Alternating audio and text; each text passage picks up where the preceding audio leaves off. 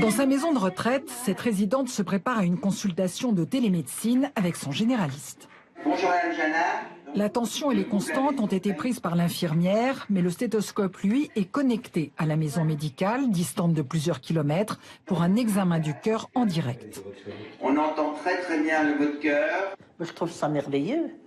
Ça peut aider quand on n'a pas besoin de se déplacer. Et puis ça nous aide bien, notamment au niveau de la pharmacie. Voilà, c'est vrai qu'on peut avoir une prescription tout de suite, on peut avoir un diagnostic tout de suite. Dans cette région, au cœur de la France rurale, les médecins sont de moins en moins nombreux dans les villages comme Guyon. Rendez-vous à la maison de santé. L'un des 3 médecins sera parti à la fin de l'année.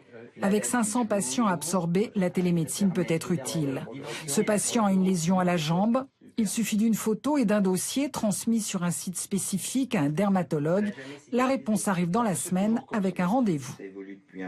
Moi, je suis à 70 km ou 65 d'Auxerre. Je vais arriver, tout est prévu. C'est quand même beaucoup mieux que d'aller 2-3 fois là-bas. C'est vrai qu'en faisant comme ça, j'ai quand même gagné au minimum 2 à 3 mois. Voilà. La télémédecine ne remplacera jamais le médecin. Les pratiques vont évoluer comme tous les métiers ont évolué ces 15 dernières années. Ça doit devenir un outil performant au service des médecins et des patients. Je veux dire, il faut que ça rentre dans la pratique courante de la médecine. Il y a eu plus de 300 expérimentations, mais les échecs ont été nombreux, faute de financement et de personnel. Les praticiens de la maison de santé espèrent bien que les mesures financières annoncées aujourd'hui vont faire enfin décoller la télémédecine. Elle représente moins de 1% des actes médicaux.